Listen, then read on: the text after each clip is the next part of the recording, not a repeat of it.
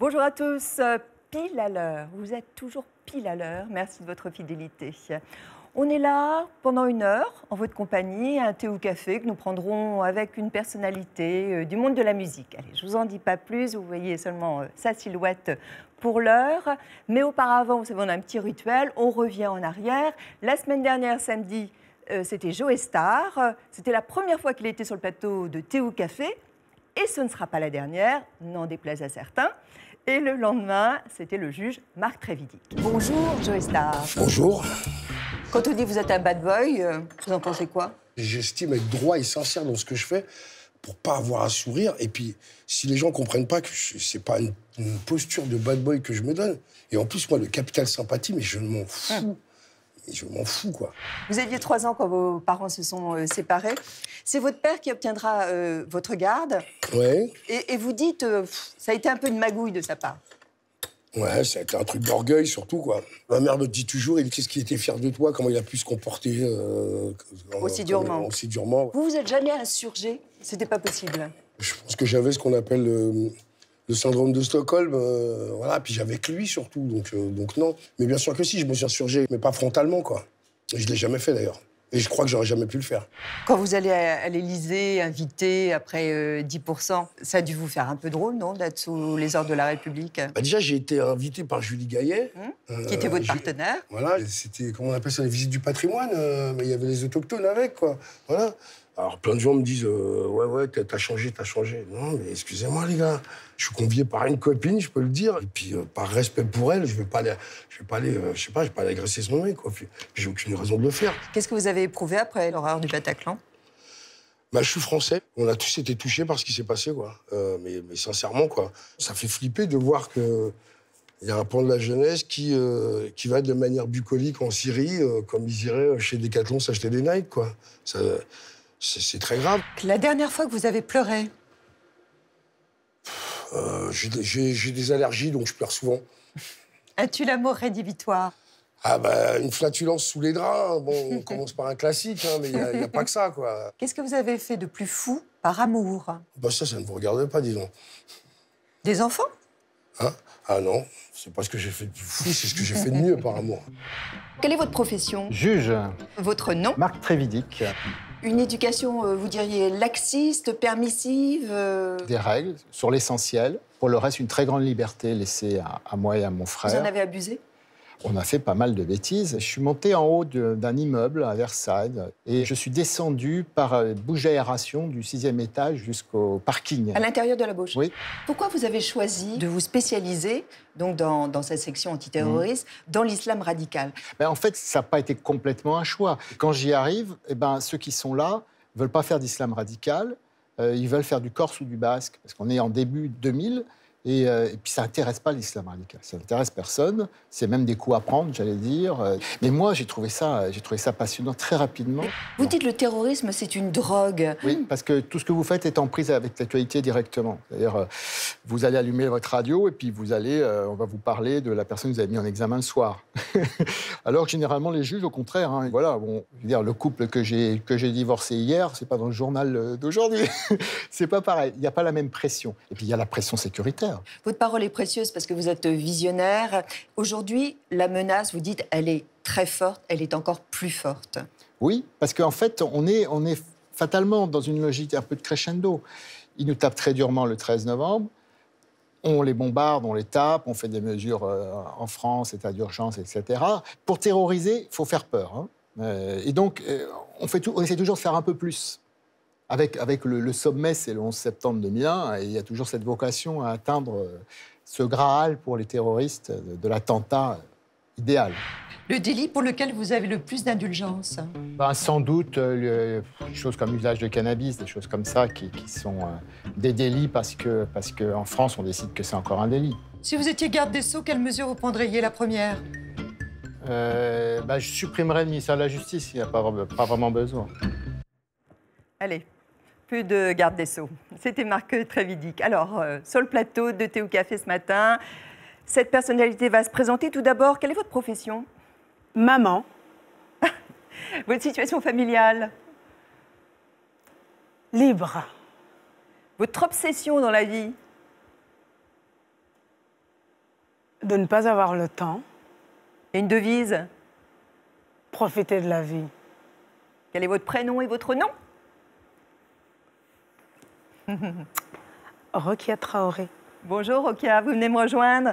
Rokia Traoré est une très belle artiste. Paul McCartney dit d'elle, c'est un oiseau musical. Je trouve que ça lui va très très bien. Elle vient nous parler de son nouvel album, elle vient de se parler aussi de sa tournée, qui va être une tournée internationale. Rokia, bonjour, ça fait longtemps qu'on ne s'est pas vu. Hein. Bonjour. La dernière fois, je me souviens, c'était à Arles.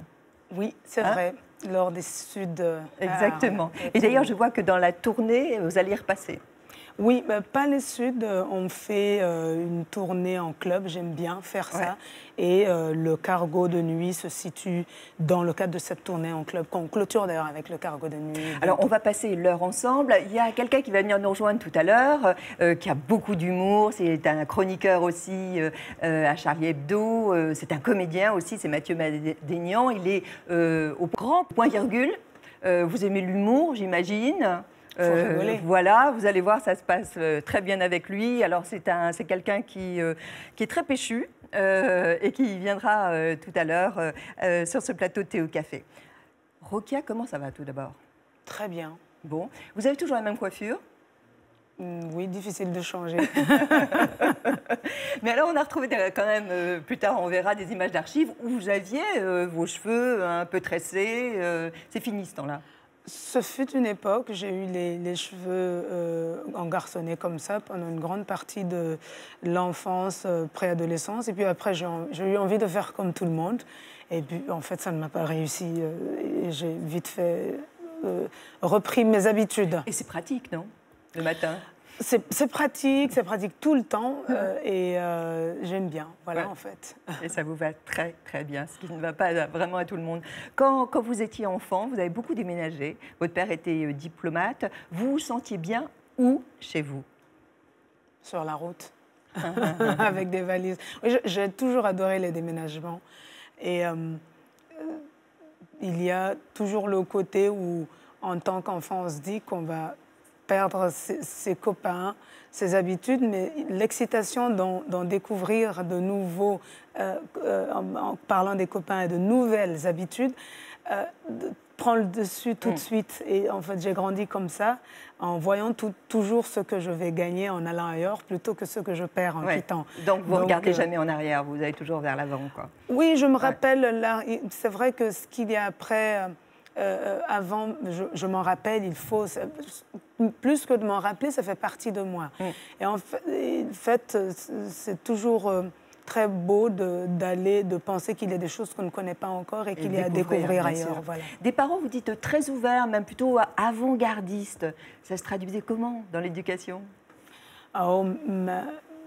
Ma mère fait partie de cette génération de féministes qui ne se connaissent pas, qui ne se reconnaissent pas féministes et qui ne sont presque pas conscientes. Mais c'est là que ça devient intéressant parce que c'est une génération de femmes qui a vraiment l'envie de faire les choses différemment et qui vit cela et qui, sans parler d'une bataille qu'elles ont mené une bataille au quotidien par leurs propres choix et en faisant aussi des choix pour leurs filles. Et du coup, j'en profite tout simplement. Moi, je n'ai rien fait du tout. Avec la mère que j'ai eue... assistante sociale? Assistante sociale, infirmière, puis assistante sociale. Et j'ai eu une éducation où on ne m'a jamais fait sentir qu'une fille devait étudier moins qu'un garçon. Ou qu'on était... Vous avez été élevée vraiment de la même manière avec vos frères? Absolument. Vous étiez 7, hein? Absolument, on était 7, 2 garçons, on était en majorité, les filles. Et puis mon père aussi est quelqu'un de très original, tous les deux de très fort caractère. Et j'adore mes parents, je les adore. C'est... En tant que parents, bien sûr, mais leur personnalité, s'ils n'existaient pas, je les aurais créés. Voilà. Rokia, vous rêviez à quoi, là, lorsque vous étiez petite, avec votre bicyclette? Vous rêviez de devenir sportive, à faire du vélo?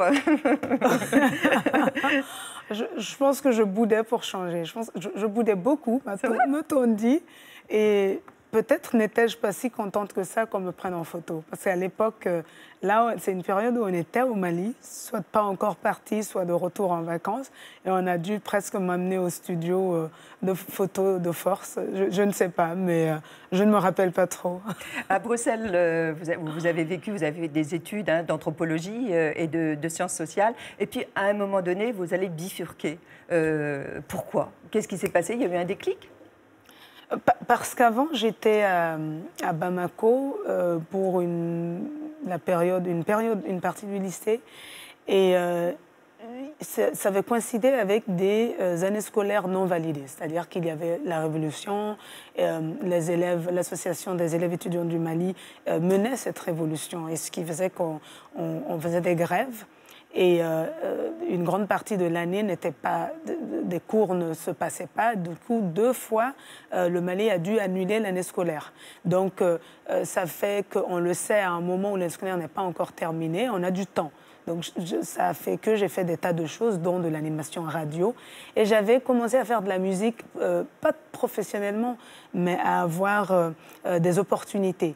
Et après être partie pour les études en Belgique, j'ai réalisé à un moment donné que j'avais frôlé la réalisation de mon grand rêve et que je n'avais pas eu le courage d'aller jusqu'au bout. Donc j'ai juste eu envie d'arrêter, de retourner au Mali, créer ce projet que j'imaginais, que je n'avais pas pris le temps de faire malgré les connexions que j'avais désormais dans le milieu de la musique là-bas. La suite, elle nous est racontée par Alexandra Garde.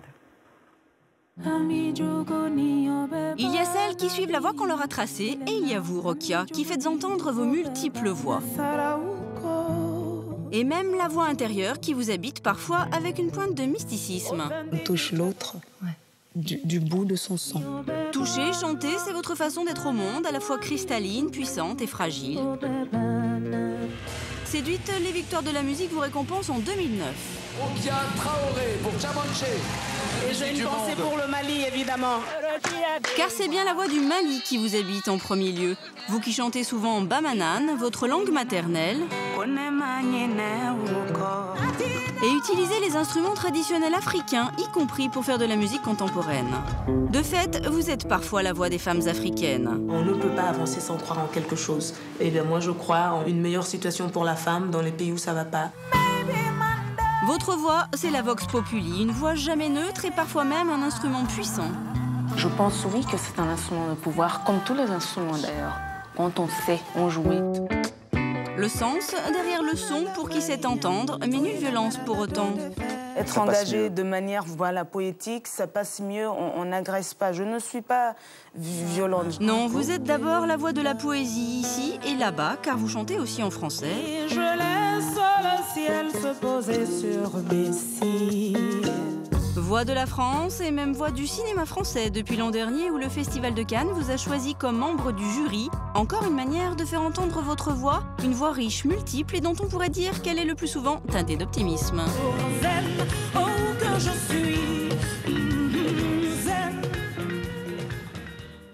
Est-ce que vous n'avez pas l'image d'une bounty, vous savez, blanche à l'intérieur et puis évidemment noire à l'extérieur? Oh, si seulement j'étais que blanche à l'intérieur. Je pense que je suis blanche et puis je suis asiatique et je suis aborigène et je suis noire à l'intérieur. Je suis la vie et le monde. Qu'est-ce que vous diriez aux femmes noires africaines qui ont recours au défrisage des cheveux, au blanchiment de la peau? Qu'est-ce que vous leur dites? Il est vrai que tant qu'elles en ont fait le choix, on a peu de choses à dire. Chacun a ses critères de beauté. Moi, je trouve la peau noire éclaircie extrêmement laide. Raison pour laquelle ça ne m'est jamais venu en tête.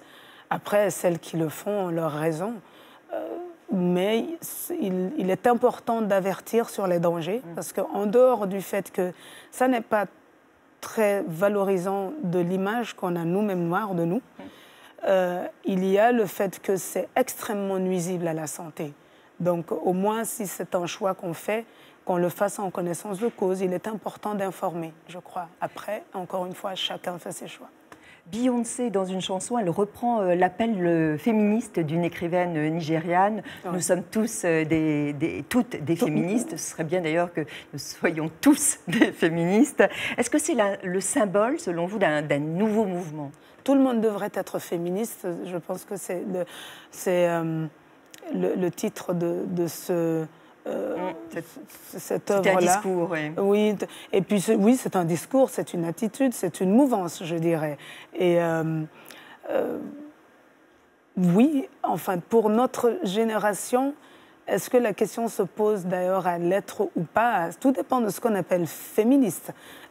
Par rapport au droit de la femme en tant qu'être humain, faire des choix, avoir une éducation qui puisse permettre de faire des choix tout le long de sa vie, est quelque chose aujourd'hui qui est devenu heureusement courant dans beaucoup de cultures, y compris la culture noire africaine.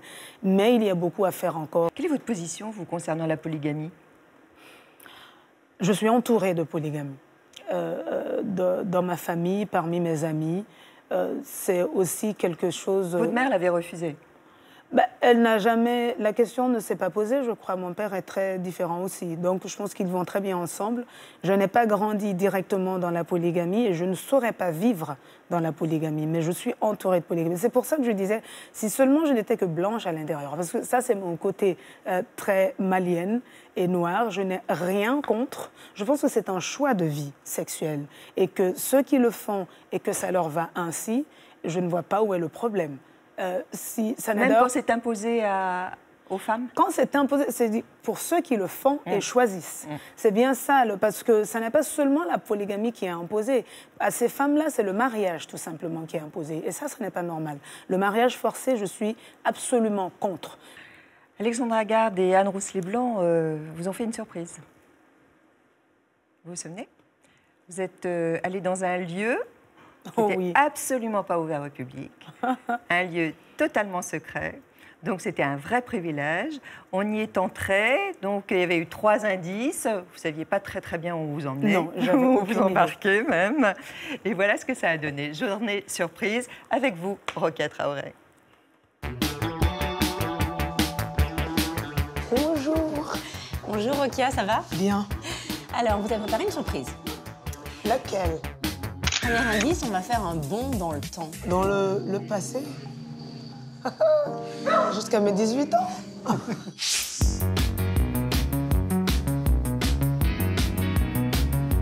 Deuxième indice, vous allez en voir de toutes les couleurs.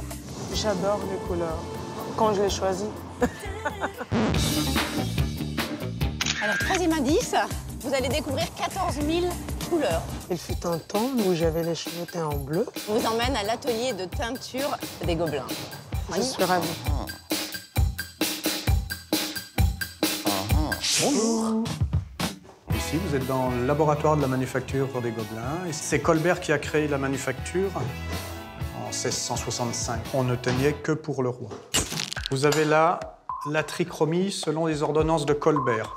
Et avec 4 colorants principaux, la garance, l'indigo, la cochenille et la gaude.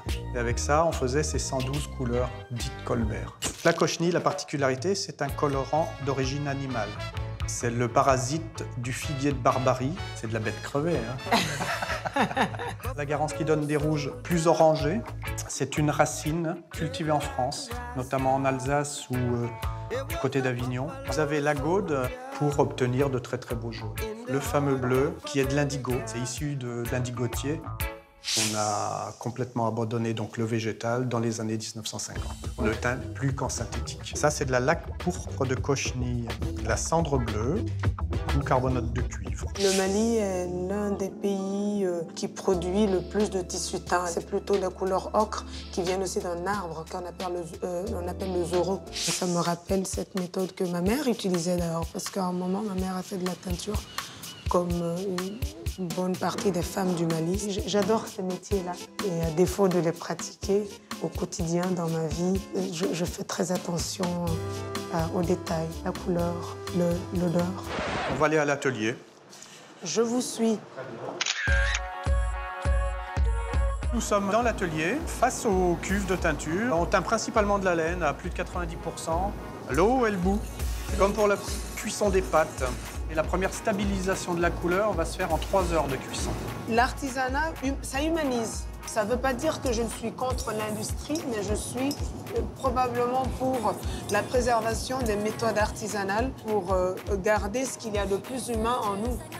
Vous pensez qu'on ne fait pas cette chose avec ses mains aujourd'hui, qu'on ne sait plus faire? On ne sait pas faire est une chose, on n'aime pas faire. C'est ça, c'est plus grave. On est plus distant de nous-mêmes, j'ai l'impression, au fur et à mesure du fait de ne plus avoir ce quotidien-là où on intervient.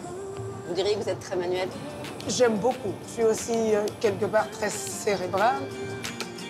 On va prendre les manuels pour des cons. Oui. Hein? On est bien d'accord. C'est ce que je veux dire. On est obligé de réfléchir. Oui, quand même. voilà, réfléchir pour utiliser ses mains. C'est bien là que ça devient intéressant. La surprise est magnifique. Je suis vraiment contente. Je sais où je veux venir faire des stages afin de me recycler lorsque, dans la musique, on n'achètera plus de disques. Eh bien, vous ferez des gammes colorées avec moi. Avec grand plaisir, Francis, avec grand plaisir. Ça peut être une belle reconversion pour vous, hein, oh, j'adorerais.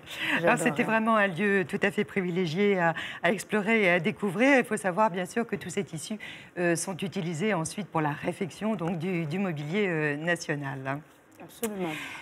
C'est vrai que vous avez monté les marches l'année dernière, grandement, en tant que membre du jury du Festival de Cannes. Ça a dû être une expérience assez intéressante pour vous. Qu'est-ce qui vous a le plus surpris, le plus marqué? Je me suis rendu compte que je ne connaissais pas ce monde, en fait. Et ça m'a, sans avoir l'impression que je connais désormais, ça m'a donné plus envie de comprendre comment ça fonctionne. C'était ça ma grande surprise. Autrement, à côté, il y avait une situation très agréable avec un jury fait de personnes humaines extraordinaires et aussi des films à voir tous les jours. Et vous êtes tous bien entendus parce que vous ne vous connaissiez pas au départ? Non, mais c'était ça le... C'est un challenge quand même, non? Cela ne paraissait pas. Vous vivez en vase clos? Oui, mais en étant libre, tous et chacun, de connecter avec qui on veut selon les affinités, tout en étant tous ensemble pour la raison pour laquelle on était là. Et vous êtes connecté avec qui ou... Avec tout le monde, mais avec tout le monde et avec Sophie Marceau, avec vous la connaissiez? Plaisir. Je la connaissais à travers le petit écran, mais enfin le petit écran, le grand écran aussi, à travers le cinéma, je dirais. Et puis on s'est rencontrés là et côtoyés pendant 2 semaines. J'ai vu une personne humaine en face de moi avec laquelle il était agréable de discuter et de partager des moments. Ouais. Mais il y a eu vraiment des joutes oratoires. Vous avez défendu chacun et chacune votre film. Est-ce que vous avez voté pour Dipan de Jacques Audiard?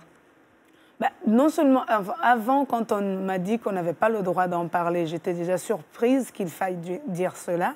Et après, j'ai toujours pas envie d'en parler. Parce que je pense que le jour où je retrouve les autres membres du jury... Vous avez plus de devoir de réserve aujourd'hui. Non, mais c'est pas ça. J'ai l'impression, en fait, de parler de ce que j'ai défendu va peut-être me faire parler de ce que quelqu'un d'autre n'a pas aimé. Donc vous n'avez pas voté pour Dipan?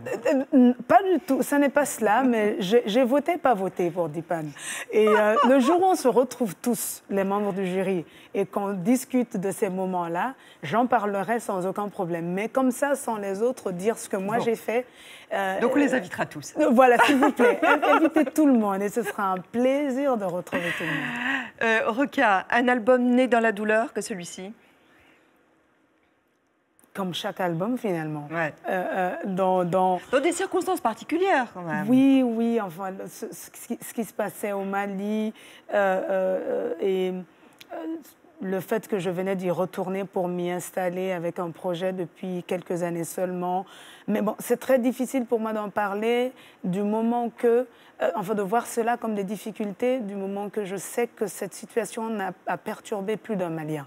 Pas seulement ceux qui vivent là tout le temps, mais aussi beaucoup tous ceux qui croient au Mali et qui étaient retournés vivre là ou qui continuent à y vivre, et ceux qui, de l'extérieur, ont vécu ces moments-là en se posant des questions par rapport à ce qui se passe. Donc, il est très difficile de parler de mes douleurs à moi, mais en même temps difficile de parler de cet album sans parler de cela. Donc c'était très délicat. C'est sûr que c'est une période de ma vie qui m'a aussi beaucoup apporté. C'est bizarre, mais il n'y a aucun regret. Il n'y a pas d'amertume et il n'y a pas de tristesse par rapport à ce qui s'est passé au Mali à ce moment-là et tout ce que j'ai pu vivre d'autre. J'ai énormément appris et je suis ravie d'être passée par là. C'est bizarre, hein? Quand vous dites, et quand on sait surtout que les terroristes interdisent aujourd'hui l'écoute de la musique, qu'est-ce que vous ressentez? On est dans un monde de folie, un monde où on prend des raccourcis en tout et aussi en concernant les religions. Vous êtes de confession musulmane? À la base, mais je dirais plutôt aujourd'hui que je suis croyante et c'est simple. Je n'ai plus envie de parler de religion quand je vois les dégâts que cela fait. Et la réalité est que pour moi, la religion est une manière de méditer, d'être avec soi-même, d'avoir un équilibre aussi avec les autres. C'est une manière de rendre possible ce qui est quasiment impossible, de rendre facile ce qui est très difficile, c'est-à-dire la vie. La vie n'est pas évidente. On ne peut pas la simplifier. Elle est extrêmement compliquée. Et quand on ne s'en sert plus pour ça et que ça devient un outil pour détruire, moi, je n'ai plus envie d'en parler. J'ai plus envie de parler de ça. Mais ma religion n'est pas mon identité, ce n'est pas un moyen de communication. Je suis malienne, je suis une femme, je suis musicienne. Tout ça est ce qui se voit tout de suite et ce qui me représente. Ma religion est une question de foi et de conviction. Je n'ai plus envie de partager ces choses-là parce que de le partager et d'en faire quelque chose, une raison d'être et de vivre, fait tellement de dégâts, nous détruit tellement et produit tellement l'effet contraire de ce que la religion devrait être, que je n'ai plus envie de parler de religion. Vous pensez qu'une chanson peut changer le rapport au monde? Est-ce que ce n'est pas utopique? Au moins le rapport à un monde et le rapport au monde en se disant qu'il n'y a pas un monde. Oui, la musique peut être une manière de découvrir une culture ou de s'ouvrir à une culture qu'on pensait connaître et qu'on réalise qu'on ne connaissait pas à travers le travail d'un artiste artiste avec grand A, homme ou femme, avec qui on a une connexion qu'on n'a pas forcément en abordant la culture en général d'un pays ou d'une nation qu'on ne connaît pas. Je ne pense pas que ce soit une utopie. La musique peut ouvrir des portes et peut changer peut-être un premier pas ou participer à avoir une vision différente de quelqu'un, de quelque chose, d'un pays. Vous chantez en 3 langues, hein, dans votre langue maternelle, en anglais aussi. C'est important, ça, pour avoir une relation, je dirais, internationale, enfin, pour pouvoir s'ouvrir vraiment au monde entier, et puis en français, évidemment. Probablement, mais ce n'est pas juste pour cela que cet exercice devient faisable. Je pense qu'il faut que ce soit naturel. C'est très compliqué, enfin, je trouve, moi, de baser la création artistique sur des critères de marketing. Je ne sais pas le faire, je crois. Mais c'est en fonction de quoi, alors, vous choisissez la langue pour tel ou tel texte? Quels sont les critères? Viennent. Il y a des textes qui viennent dans certaines langues, dans une langue et pas une autre. Ce que je chante en français, je ne pourrais pas le chanter en bambara. Parce que les langues ne sont pas les mêmes, on n'a pas la même manière de penser dans les langues et de se faire comprendre dans les langues. C'est pareil pour les textes de chansons.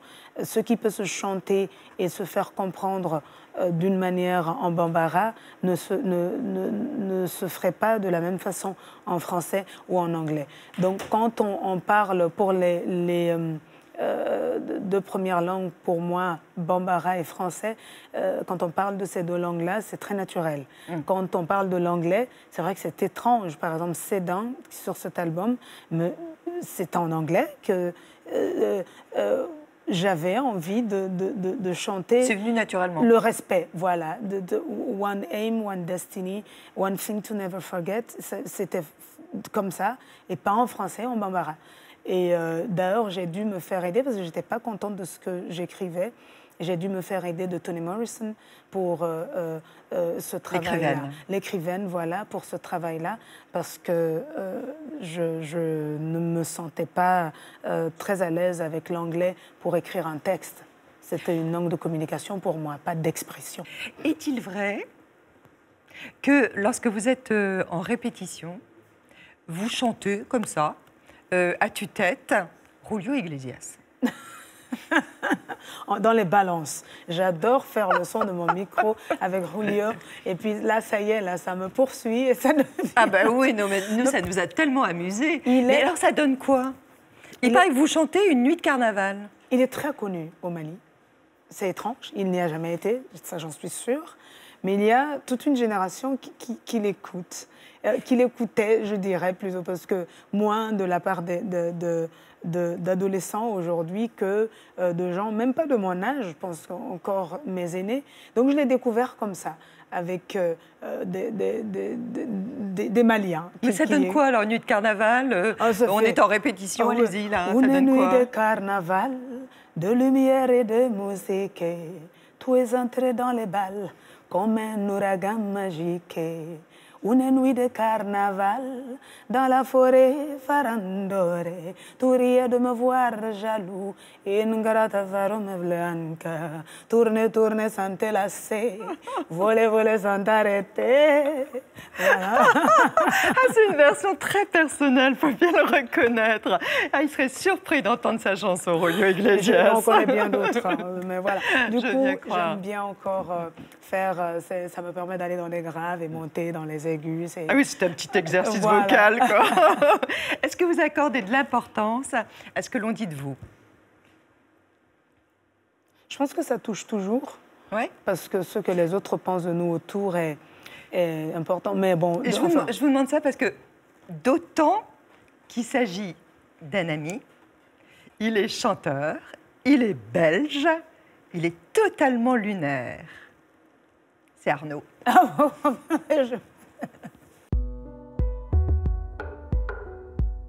C'est la femme de un de mes meilleurs copains. Et un jour, il a dit, je veux me marier. Et j'ai dit, fais gaffe, les fleurs sont très chères. Je suis un fan d'elle, tu vois le bazar. Et j'ai dit, il a personne comme elle est authentique. C'est une femme avec des couilles, comme ma grand-mère, et respecte. Dans sa musique, elle a une gueule. C'est la musique qui bouge dans le corps. Et quand on fait un bon concert, c'est quand ton esprit et le corps est un, quoi. Allez, Rokia, sois sage. Hein. Est-ce qu'elle est si sage? Elle est plus sage que moi, ça c'est sûr. C'était Arnaud avec son univers. Donc, vous êtes la femme de son copain, comme il dit, qui va être directeur du festival à Marseille, d'un festival? Oui, du festival d'art de la scène. Et vous allez habiter Marseille, de ce fait? Aussi. C'était trop simple avec deux maisons entre Bamako et Bruxelles. Il faut ajouter Marseille. Bien sûr. Bon, donc vous voilà de nouveau française, Rokia, après avoir vécu à Amiens pendant un certain nombre d'années. Tout à fait. Et puis oui, toujours française aussi. Et alors sage, le mot sage, ça vous convient? Pas sûr, hein, quand même. Oui, comme il dit, peut-être plus qu'Arnaud. Tout est relatif. Et la quarantaine, justement, c'est la plénitude pour vous? C'est super. Je pense que c'est une étape de la vie où on est au-dessus de beaucoup de choses et ça nous rend plus légers et on profite mieux de la vie. C'est bizarre, hein, parce que je me serais dit avant mes 40 ans que c'est la vieillesse, c'est loin. Mais non, en fait, finalement, je me débrouille pour voir le bon côté de chaque âge. Donc, je ne sais pas, à 70 ans, je trouverai des bonnes raisons d'être contente avec mes 70 ans quand même, je crois. Alors, il y en a un qui est assez troublé par l'âge. Il n'a pas atteint ses 40 ans, mais il n'en est pas loin. C'est Mathieu Badénian qui est avec nous ce matin. Il va venir nous rejoindre.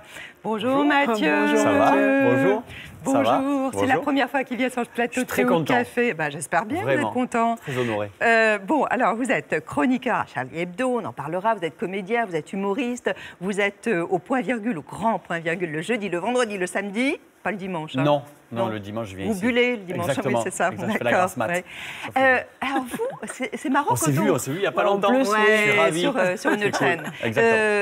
Vous auriez dû être avocat. Enfin, vous avez fait tout pour être avocat. Je vais être criminologue. Ouais. J'étais passionné par les tueurs en série. Les serial killers. Exactement. Je suis à Génération au silence des agneaux et je me suis dit, je veux faire ça dans la vie. Et quand j'ai eu tous les diplômes, ça n'existait pas ce métier en France. Donc il fallait aller aux États-Unis ou au Québec. Je me suis dit, je vais rester. Je m'accordais une année sabbatique et cette année sabbatique dure depuis maintenant presque 15 ans. Donc, vous avez passé un casting, moi ça je ne savais pas ça, le casting d'un gars, une fille. Ouais, c'est ça. Pour être loulou. Non, à la base, j'étais figurant. Et un jour, je passe, c'est 15 jours après que je sois arrivé à Paris, je passe devant le truc de cast en fait, et ils cherchaient un chauffeur de taxi. Et je me suis dit, tiens, avec l'accent, peut-être ça va passer. Et je l'ai essayé, j'ai fait comme si j'étais convoqué et j'ai été pris. Et à partir de là, j'ai été récurrent sur tous les épisodes d'un gars et une fille. Et ce qui est marrant maintenant, c'est que les petits rôles que j'ai fait au cinéma, on me propose mais uniquement chauffeur de taxi. Ouais. Avec, je sais pas, l'accent ou la tête, je vais avoir une tête de chauffeur de taxi. Alors, l'accent, il vient du sud, hein. Ah oui, du côté de Perpignan. Exactement, oui.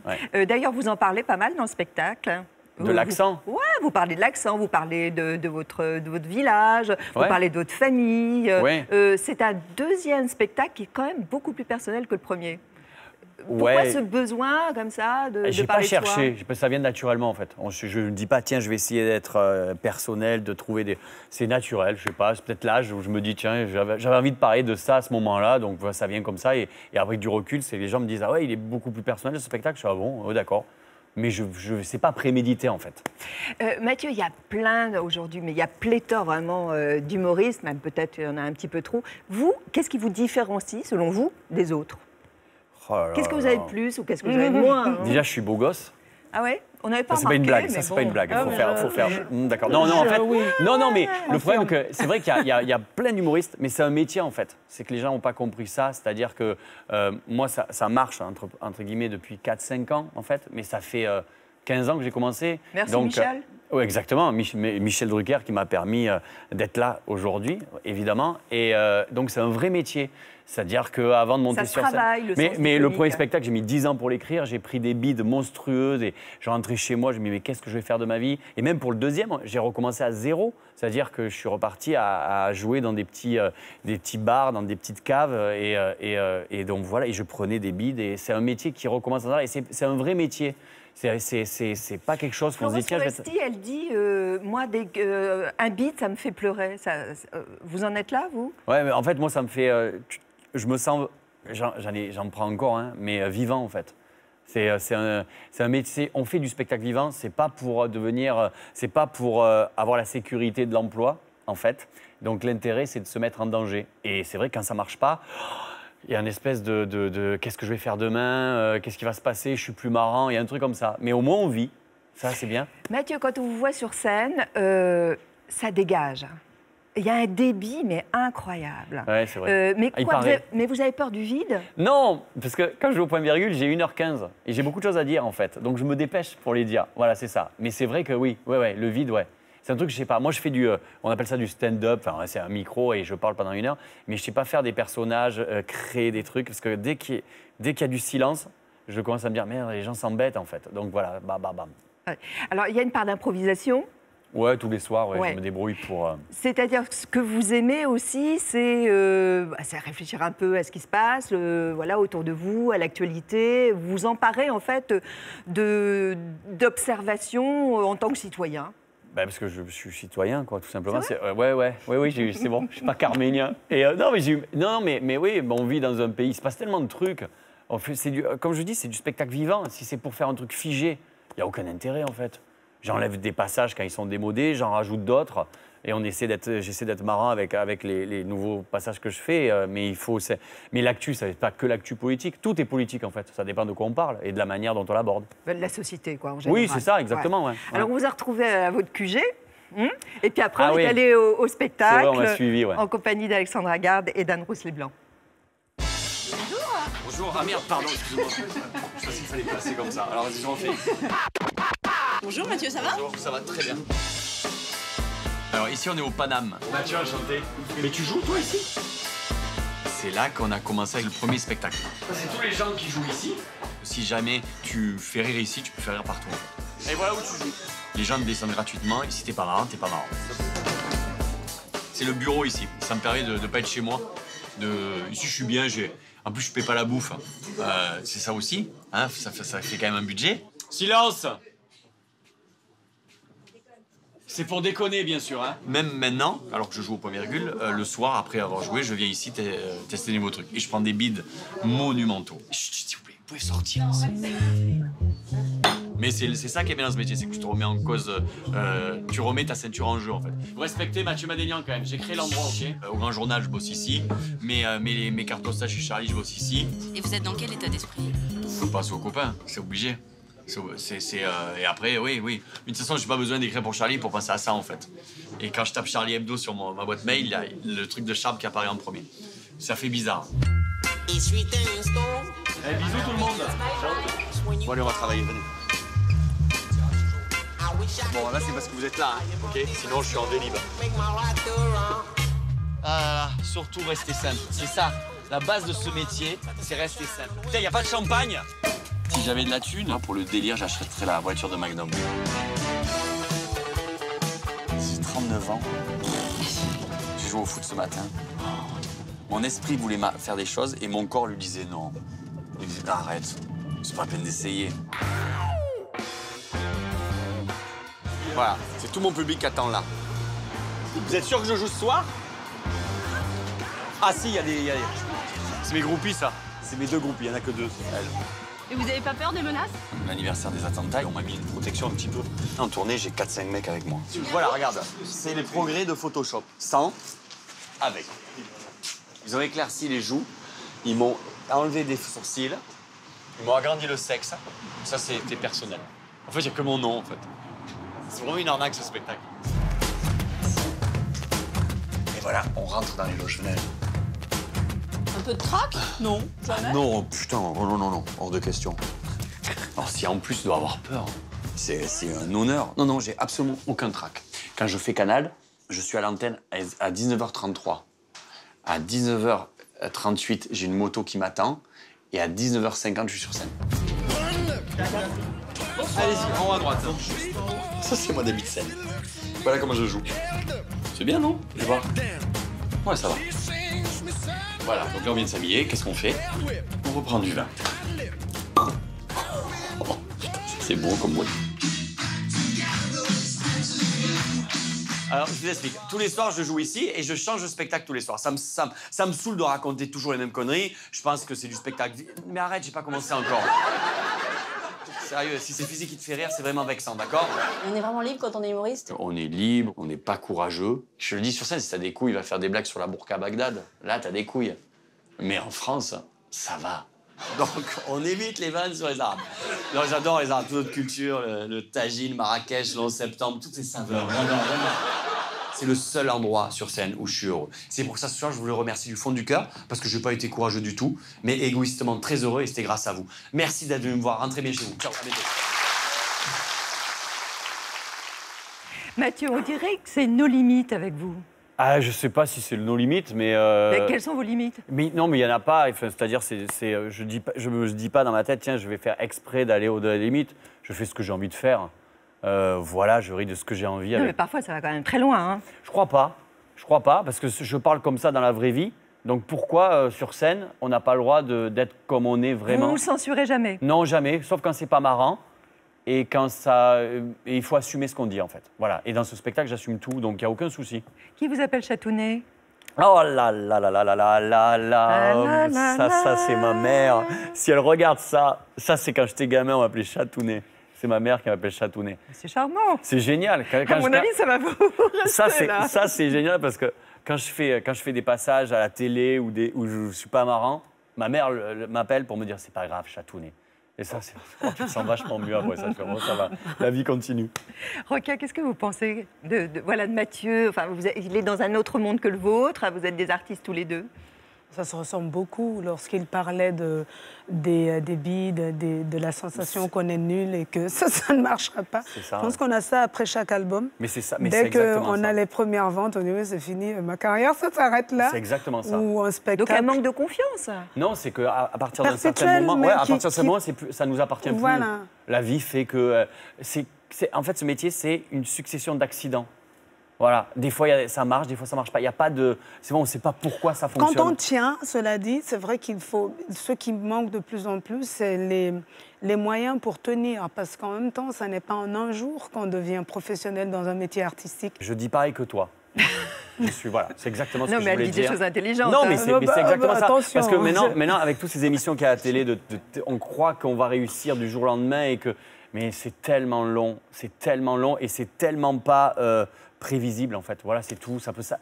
Moi, je vis ce truc-là comme ça, c'est-à-dire ça peut s'arrêter du jour au lendemain. Donc profitons, on fait un beau métier, on vit bien, on a beaucoup de chance, vraiment. Sérieux, beaucoup de chance. Hein. Alors dans le spectacle, vous parlez des chiens qui sont totalement débiles, vous parlez notamment des enfants. Alors la nouvelle génération, c'est des enfants super protégés. Oui. Et puis alors vous parlez de François Hollande. J'admire François Hollande. Et là, vous attendez une explication. Ok, je vous la donne, écoutez ça. Non, mais c'est évident. Vous savez, ce mec, toute sa carrière politique, il a basé sur le fait d'être sous-estimé. T'as vu sa gueule? On se méfie pas. Il est président de la République. Tu sais que je l'ai rencontré il n'y a pas longtemps. Je bosse à Charlie Hebdo, tu vois, et en janvier, là, on a fêté les 1 an des attentats. On était tous là, joyeux Et on était devant les locaux de Charlie où il y a la tuerie et on attendait qu'ils enlèvent les trucs pour les plaques, tu vois. Donc j'étais avec Charb, avec Pelou, tout le monde, tu vois. Et bam, je suis en face de Hollande. La tête d'Hollande en face de moi. Je dis putain, c'est pas une légende urbaine, il existe. Et là, je le vois arriver vers moi et je me dis putain, il faut que je trouve une vanne. Là, je regarde le ciel, je dis si vous existez, trouvez-moi quelque chose à lui dire. Il arrive vers moi, et je veux dire, il me reconnaît, il me fait bonjour monsieur Malénian. Je regarde, je fais bonjour, vous êtes? Et il s'est présenté, hein. Non, c'est une histoire vraie. Ouais, il est venu vers moi. Oui, je vois, il s'en souvient sûrement pas, mais oui, je me suis retrouvé, je sais pas pourquoi, je me suis retrouvé en face de lui. C'est marrant de le voir arriver. T'as l'impression que c'est un dessin animé, quoi. Le truc, c'est génial, quoi. Moi, ça m'a fait marrer. Le fait que Renaud rejoigne Charlie Hebdo. Génial. Parce que moi, dans Charlie, j'ai écrit des cartes postales et je crois qu'à l'époque, il faisait pareil. Et ouais, ça me tarde de le lire, en tout cas. Ouais, bien sûr. Mais c'est quand même l'histoire de Charlie, ce mec-là. Donc, évidemment que c'est génial, vraiment. Cette semaine, là, dans votre chronique, vous parlez de la SNCF, notamment des toilettes à la SNCF. Ah oui, des trucs où tu pompes l'eau, là. Attends, on n'est pas au Moyen-Âge. Voilà, on pompe l'eau. Mais non, mais c'est vraiment ce qui m'est arrivé.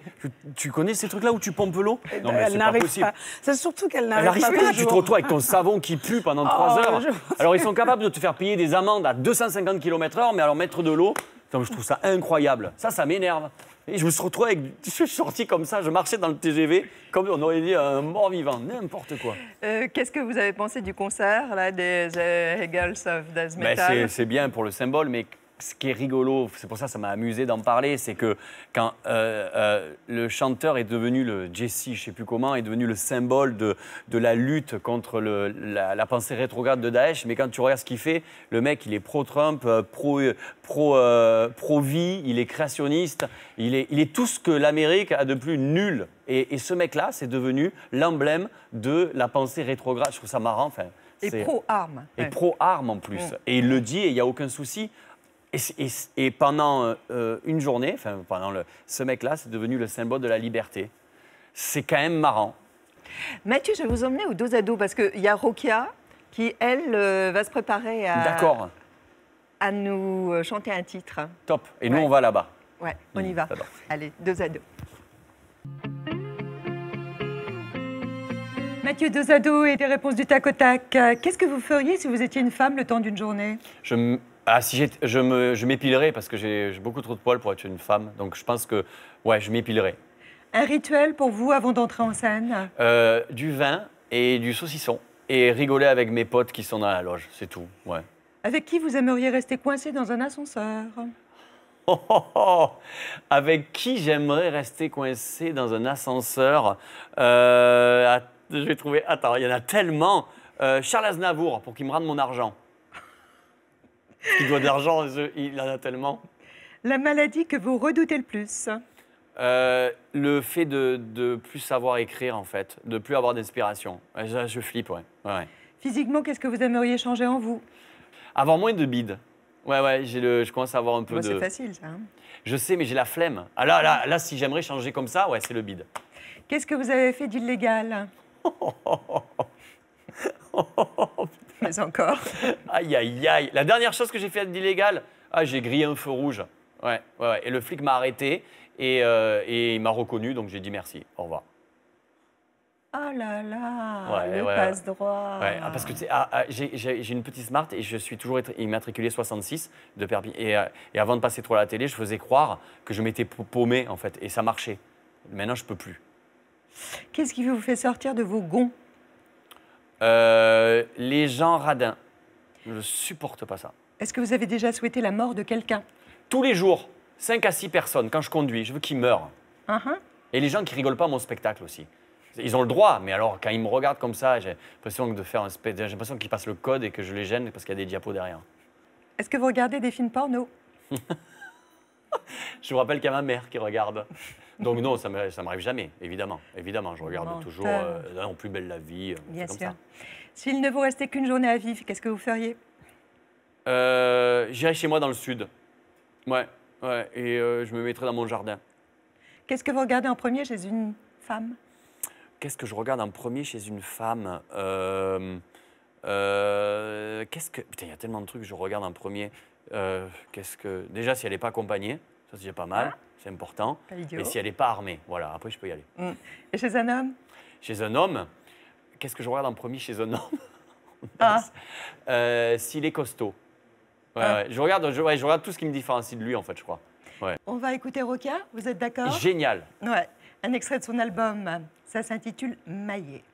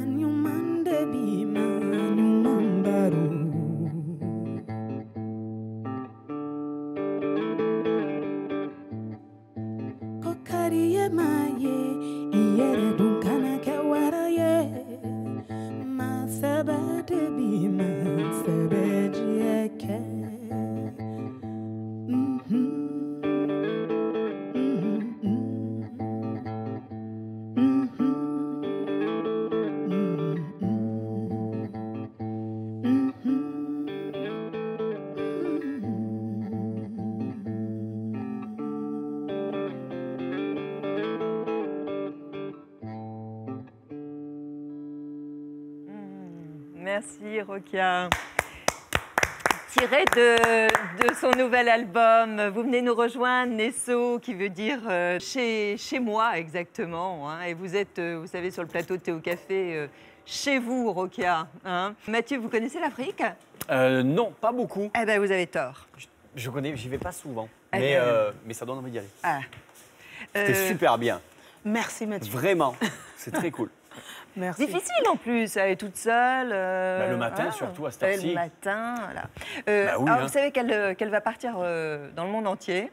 New York, Washington, Bruxelles. Elle fait toute une tournée en France. Ça commence d'ailleurs le 5 mars à Amiens. Vous serez à Paris au Trianon le 28 octobre. 28 octobre. On a le temps de prendre nos places. Absolument.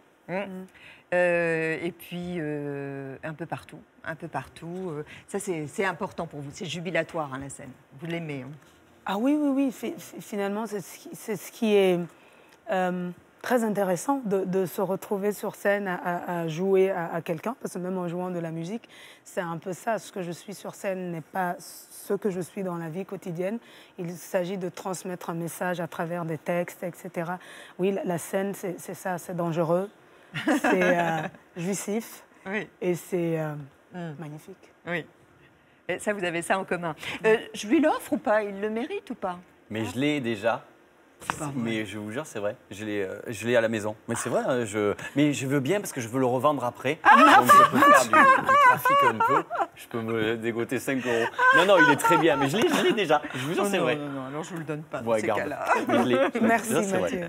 Je voudrais remercier aussi celui qui est exposé sur le plateau de Théo Café. Il a pour nom Chris Cusson.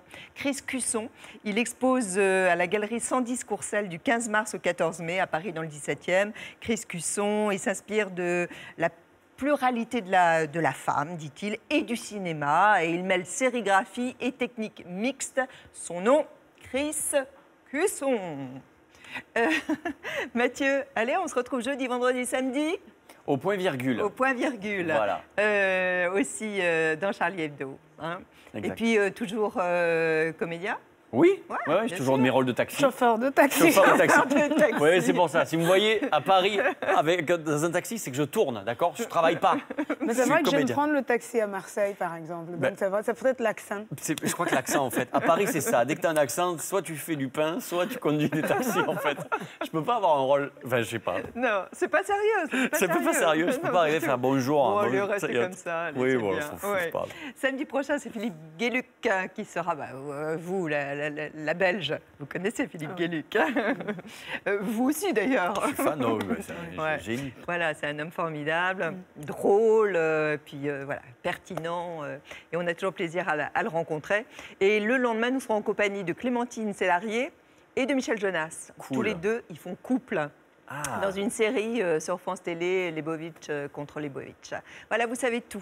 Passez une très très bonne semaine. On se retrouve donc dès samedi à 10h. D'ici là, portez-vous bien. L'émission, elle est rediffusée en compagnie de Rokia et de Mathieu. Vous pouvez la revoir cette nuit en rediffusion, mais aussi sur replay. Vous savez, pendant une semaine, c'est très pratique, plus.fr. Et puis sur notre site aussi, France 2, Théo Café. Portez-vous très bien. Et Rokia, on se revoit dans combien de temps? Je prendrai bien le prochain rendez-vous dès qu'on sort de plateau. D'accord. Alors, venez la semaine prochaine. Voilà. Alors, Mathieu, je vous promets que la prochaine fois, vous venez... Non. Vous voyez ce que je veux dire? Oui, je vois tout à fait. Ça vous plaît ou pas? Oui, avec plaisir. Ouais. Ah oui. En invité principal. Mais dans l'après-midi, c'est possible ou pas? Éviter de se lever si tôt, quand même. On appellerait ça apéro ou café. Bah oui. On boira un pastis ou du café. On a le choix. Ça peut être whisky ou mojito aussi. Faites ça comme émission. Whisky ou mojito. On finit tous bourrés. Allez, mais non, mais c'est vrai. C'est ce que j'allais dire. Ça finira comment? Et voilà, c'est sympa. Whisky ou mojito. D'accord, allez. Ça, c'est un bon titre. C'est le prochain concept. Portez-vous bien. Bonne semaine. Merci.